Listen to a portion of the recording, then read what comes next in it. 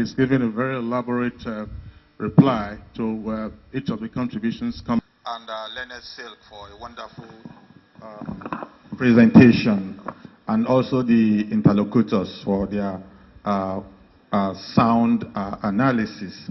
My name is Charles Odenibo. I'm a lawyer, Honorable Minister.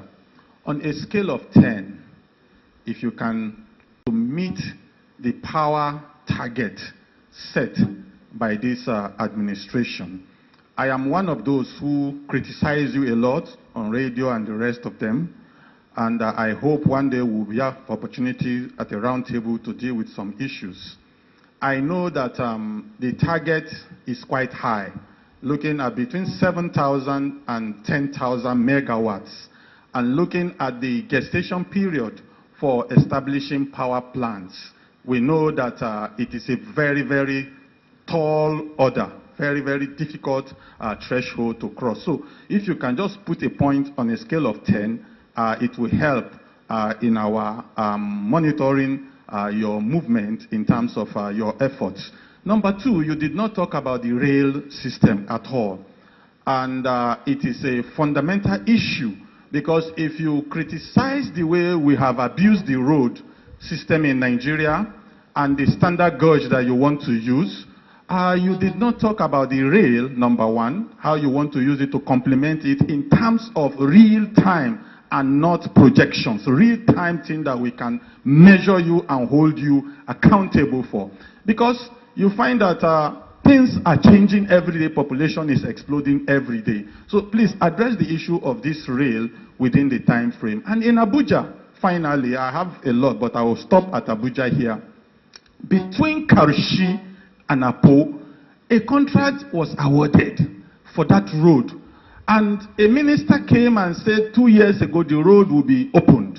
And as I'm talking to you, I always go to look at that road to see how far it has gone. The greatest service, one of the greatest things you can do as a minister in this time of works is to help us fast track that road. As we are here in this hall, sir, what level of work has been done on that Karushi-Apo road, and when do you think the road will be ready for public use? Thank you very much. We'll take probably about 5 or so more. Just very briefly so we can save time. The Honorable Minister, our Lord Bishop, in the first place, I want to thank you very much for your effort in Lagos. Your name, sir? My name is Danladi Zakari, Brigadier General, Nigeria Army. In our area, which is Lekki, you have provided us with, as a Lagos governor, you have provided the street lights, which has greatly helped us, because we don't have light most of the time, but we have the street light to shine on our apartments. So we have all these generating plants all around in Lagos, and they have excess capacities. Why wouldn't you allow them to sell to consumers, even at a premium?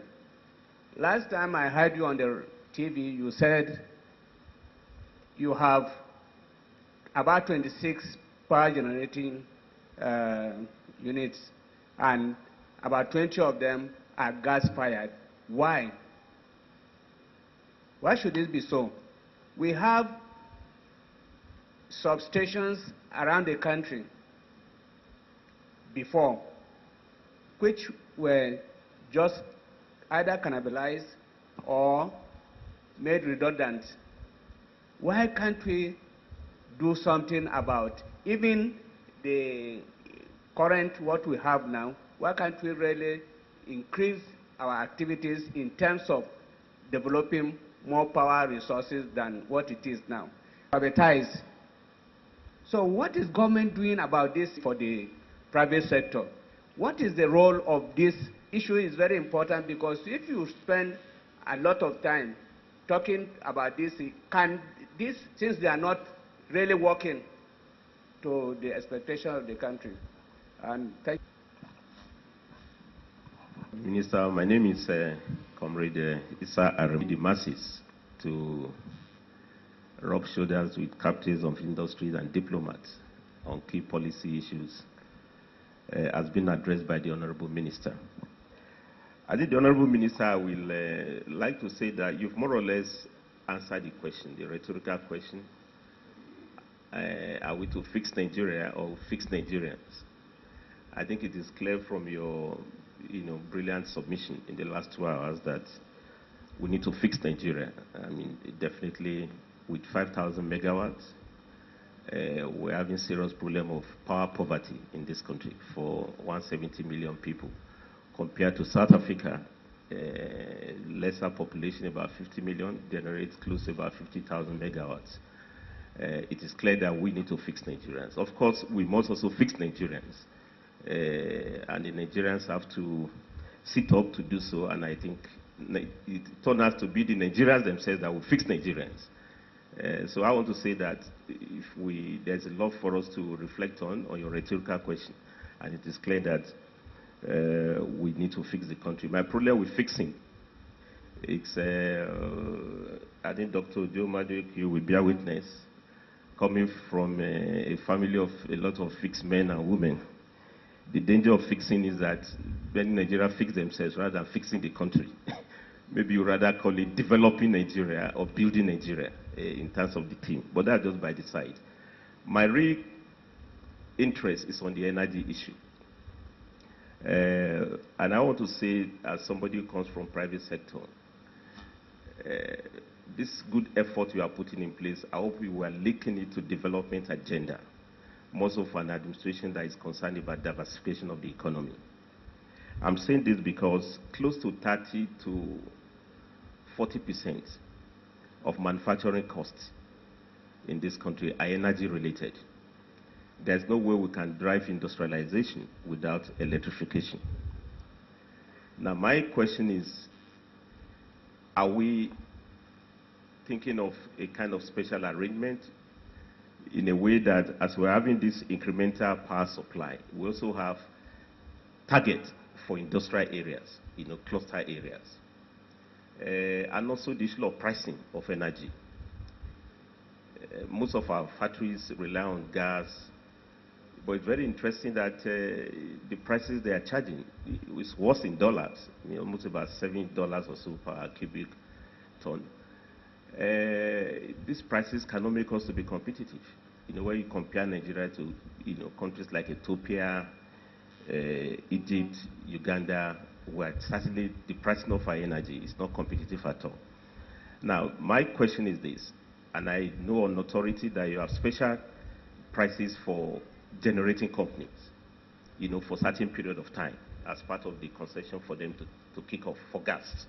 Can we not extend this to other manufacturing companies so that with a view of making them to be quite competitive? I know some generating companies also get gas at concessionary rate, if about $2 or so. Although I don't know why our gas companies should be charging dollars for a country that we produce this gas on our own, but they charge in dollars. But what if you charge in dollars, you have concessionary rate for some companies, especially generating companies, energy generating companies. I think we should do the same thing for manufacturing companies. Thank you very much. I want to say that a lot has been said about fixing existing roads, but I also want to know,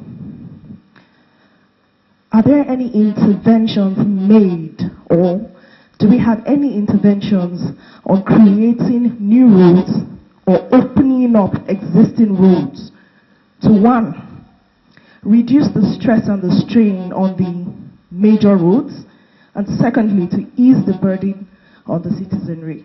Thank you. Mr. Gentleman, yes, that's right. Make a little comment regarding the Aloji power plant. There was a serious procurement planning failure that resulted in the delay of procuring those plants that were meant for Aloji. As we will recall, it took a number of years and dismantling of those plants before they were transported through the River Niger. That is one of the delays in public procurement. In the area of works, there is no data, no template, no specifications anywhere, I stand to be corrected, on what it takes to build a road, a cubic meter or a kilometer road in the north, in the south, and maybe in the southwest. The Public Procurement Act, though we have identified, is not in itself holistic. But are there means and ways, most particularly the Ministry of Power, Works and Housing, are putting in place to make sure that these shortfalls, both in the works and in the procurement of power equipment, are put together to make sure we don't have such delays. And finally, the Honorable Minister,